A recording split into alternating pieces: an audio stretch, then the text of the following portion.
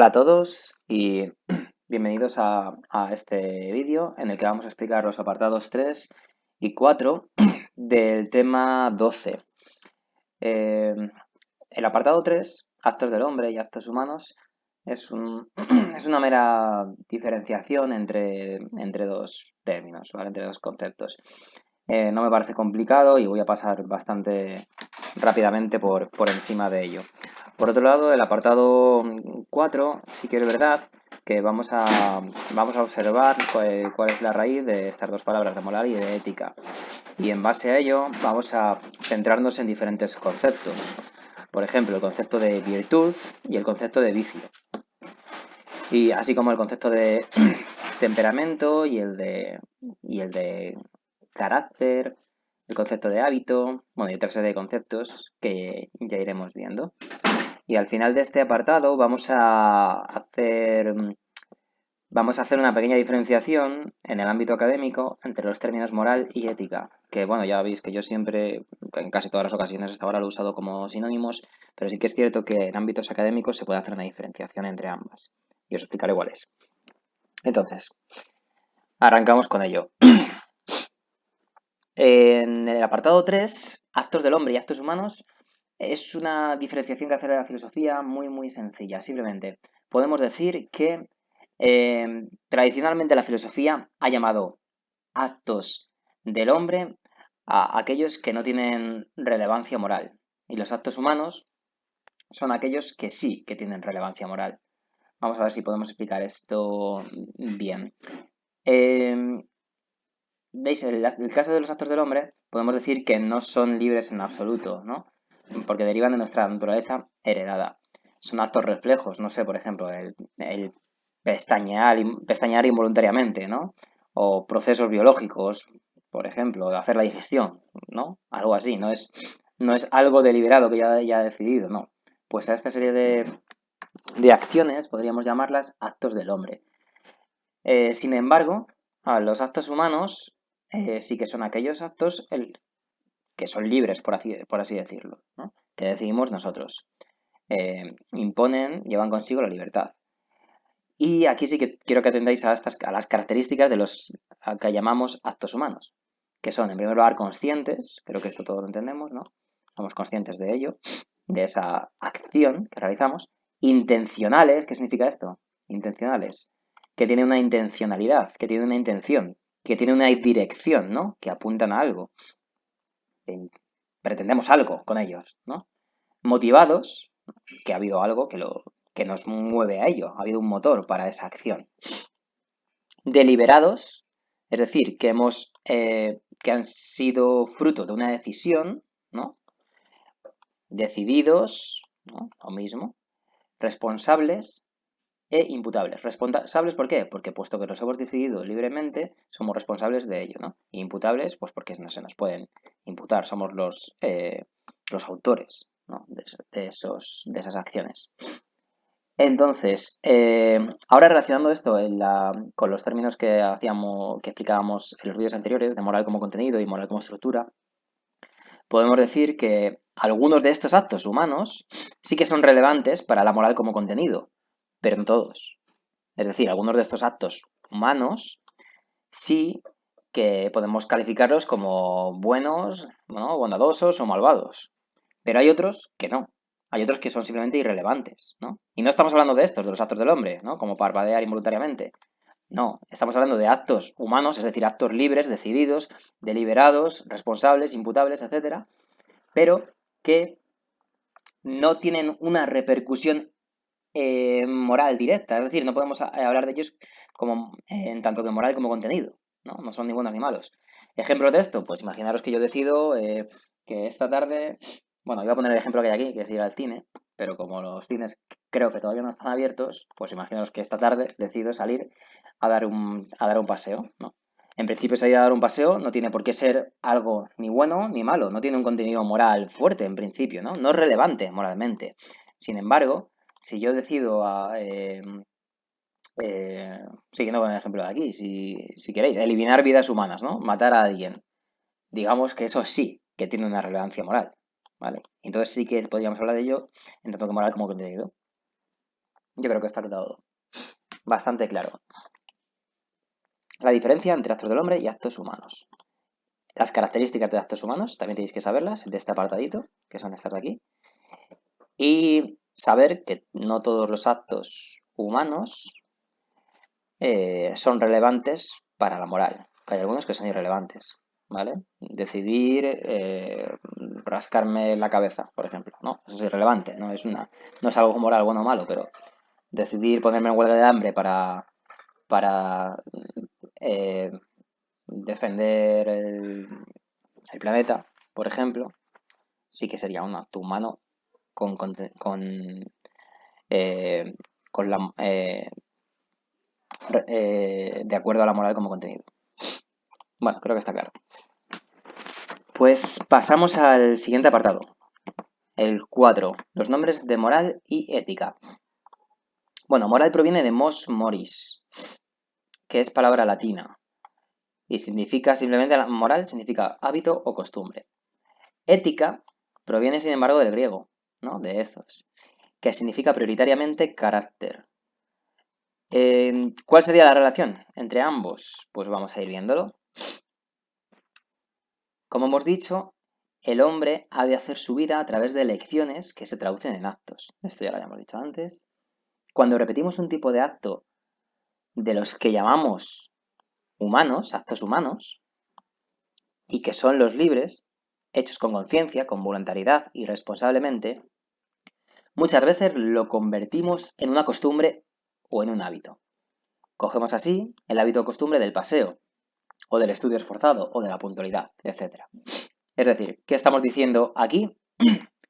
Que cuando repetimos en diferentes ocasiones, ¿no? De una forma asidua, a menudo, una clase, una serie de actos humanos, estos, de ser repetidos, se llegan a convertir en un hábito o costumbre, ¿no? Si yo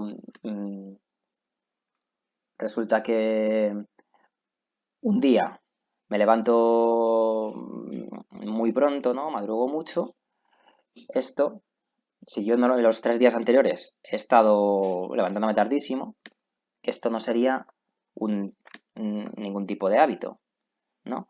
El hábito se adquiere con el tiempo, una vez que esa misma clase de acciones se van repitiendo. Es decir, si hoy he madrugado, madrugo mañana, madrugo al día siguiente, una vez que esto se prolongue en el tiempo, podríamos hablar de un hábito o costumbre. Algunos de estos hábitos pueden ser considerados buenos desde el punto de vista de la moral como contenido, y otros pueden considerarse malos. A los primeros se les llama virtudes y a los segundos se les llama vicios. El valor, la generosidad, el esfuerzo del trabajo, etc., suelen ser considerados virtudes, mientras que la pereza, la lujuria, etc., suelen considerarse vicios. Lo importante es apreciar que los hábitos morales, como todo hábito, se construye por repetición de actos de la misma especie, y que una vez incorporado en nuestro ser como hábito, aparece como una suerte de disposición que nos facilita seguir realizando este tipo de actos en el futuro. Por poner un ejemplo, nos resultará fácil estudiar mañana si ya lo hemos hecho ayer y antes de ayer. Es decir, si llevamos con nosotros el hábito de estudiar. O nos resultará difícil madrugar si no lo hicimos ayer ni anteayer. Es decir, si no tenemos el hábito de hacerlo. Vale, de este párrafo, ¿qué es lo que más me interesa? ¿Qué es lo que más destacaríamos? Primero, estos dos conceptos. Vicios y virtudes, ¿no? Virtud y vicio. Tenemos que saber diferenciarlos y saber qué papel juega en ética y en moral. Y también, bueno, aquí simplemente nos explicaba un poquito más cómo se construye lo que llamamos hábito-costumbre, ¿no? Lo que pasa es que también nos dicen que hay hábitos y costumbres de diferentes tipos a los que podemos aplicar un contenido moral. Un contenido moral positivo, como en el ejemplo que nos da con la generosidad, el esfuerzo en el trabajo, etc. O un contenido negativo, ¿no? Como la pereza, la lujuria. En el caso de que el contenido de nuestros hábitos, ¿no? O acciones en general también nos valdría. En el caso de que el contenido de ellos fuera positivo, estaríamos hablando de virtudes. En el caso de que fuera negativo, hablaríamos de vicios. Es simplemente eso y yo creo que no hay aquí mucho más que aclarar. El conjunto de hábitos que incorporamos sobre lo que somos recibe el nombre de carácter. Este queda construido entonces sobre todo lo que somos por naturaleza. lo que incluye el temperamento y resulta lo que al hacer nuestra vida nos hemos apropiado como modo de ser. Bueno, esto no está demasiado, o no me parece a mí demasiado bien redactado, entonces os lo voy a explicar un poquito, a ver si podemos aclararlo. Simplemente tenemos que entender que el conjunto de, bueno, ya hemos visto que el conjunto de acciones de un mismo tipo constituyen un hábito, ¿no? O costumbre. Entonces, ahora, un conjunto de hábitos, ¿no? O costumbres que tengamos van a constituir un carácter, ¿no? Una forma de ser. Ahora, podemos diferenciar también entre carácter y temperamento. Podemos diferenciar entre carácter y temperamento. El temperamento implica todos aquellos rasgos que por naturaleza tenemos. Por ejemplo, el ser una persona más tranquila, más calmada, puede ser un rasgo del temperamento. Sin embargo, esto, mediante un hábito, si yo voy adquiriendo poco a poco el hábito de ser más impulsivo, de responder antes, podríamos estar hablando de un carácter, ¿no? Y el resultado del modo de ser, de cómo somos, sería la combinación de ambos, del carácter, que es lo que vamos forjando mediante nuestras acciones y hábitos, y del temperamento, que es lo que nos viene de serie, digámoslo así, lo que nos viene por naturaleza. Los actos producen hábitos, vamos con el siguiente párrafo, los actos producen hábitos y el conjunto de hábitos se denomina carácter. Esto ya lo hemos entendido, lo acabamos de decir.